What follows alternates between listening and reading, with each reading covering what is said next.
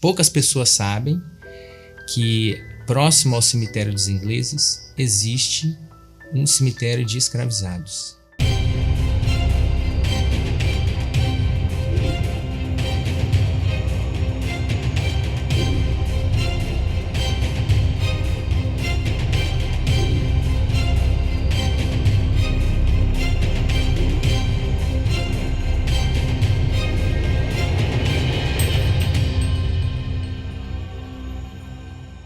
Quando eu era criança, eu percorria muito ali a região, no cemitério, o Hospital da Morro Velho.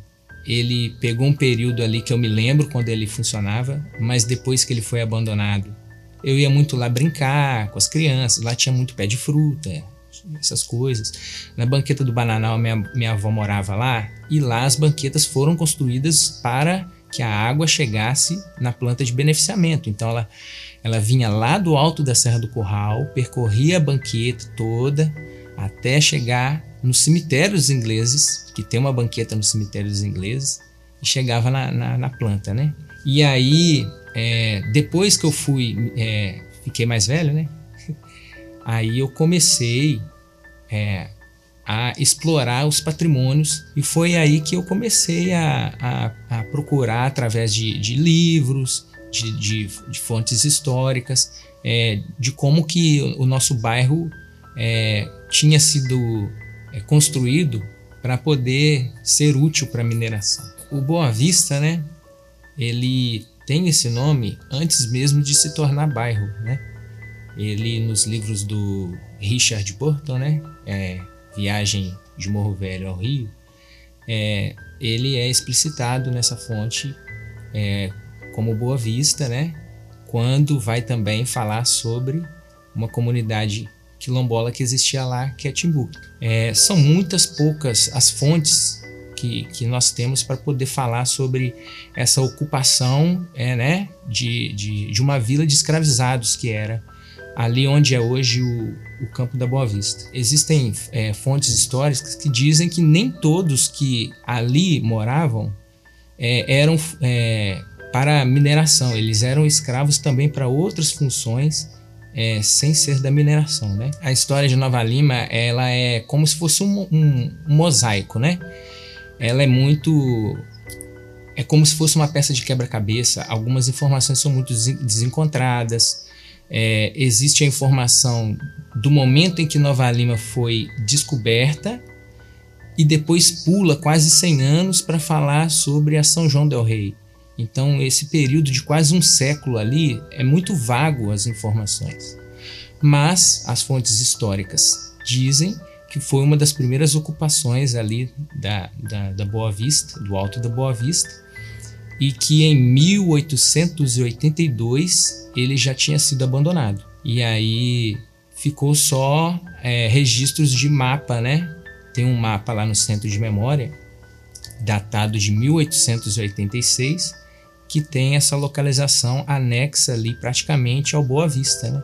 A abolição da escravatura em 1888 e já a abolição na Inglaterra bem antes, né? Aproximadamente 60 anos antes, fez com que aos poucos, né, essa mão de obra de escravizados fosse diminuída até a mão de obra ser totalmente de operários. Foi como se fosse uma ocupação, contextualizando aí, como se fosse uma serra pelada.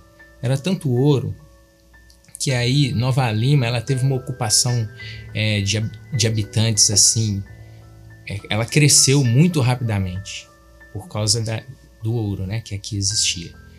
E aí o êxodo também dos trabalhadores, devido aos trabalhos extenuantes nas minas, era muito grande. Então, como forma de fixar, né, os moradores próximos do local de trabalho deles, o Boa Vista foi planejado ali as construções das casinhas, hoje conhecidas, né, como Bom Serás, e se tornou o bairro que é hoje, né? Ele está localizado ali entre a Mina Velha e a Mina Grande, praticamente bem debaixo dos nossos pés ali, as duas minas.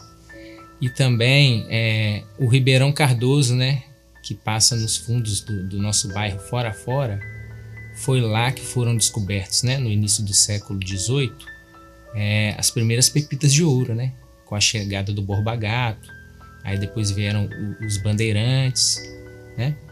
Aí foi feita a exploração de ouro. E aí o bairro nasceu, foi dessa maneira. A forma como foi feita a construção, né, das casas geminadas lá do nosso bairro Boa Vista, elas eram caracterizadas assim de acordo com o perfil do morador. Por exemplo, existiam os bonserás, que eram para pessoas solteiras, que era ali onde é hoje a Rua do Meio, e tinham quintais coletivos, né? Eram tanques e banheiros coletivos mesmo. E existiam as outras casas que eram para pessoas que já tinham filhos, já tinham uma família, que são ali a maioria delas na onde é hoje a Rua Maria Pertence. Elas têm um formato diferente de arquitetura, o formato dos cômodos também é bem diferente, e a maioria deles que estão localizados na Maria Pertence, os fundos dele davam para o hospital. Os moradores que eram, por exemplo, enfermeiros, cozinheiros, eles já tinham uma saidinha ali na escadinha mesmo do fundo de casa para já estar no hospital. Então era praticamente aglutinado o bairro com a mineração, sabe? Então tem muitos lugares interessantes lá no meu bairro que remetem à época do ciclo do ouro. E assim, sem patrimônio, o turismo deixa de existir, né? Eu sou uma pessoa que prezo muito, sabe, para que o nosso conselho de patrimônio, até mesmo a Secretaria de Meio Ambiente e também a AngloGold, ela reconheça esses territórios, esses patrimônios históricos para fins de turismo religioso e turismo histórico e, por que não, ecológico, né?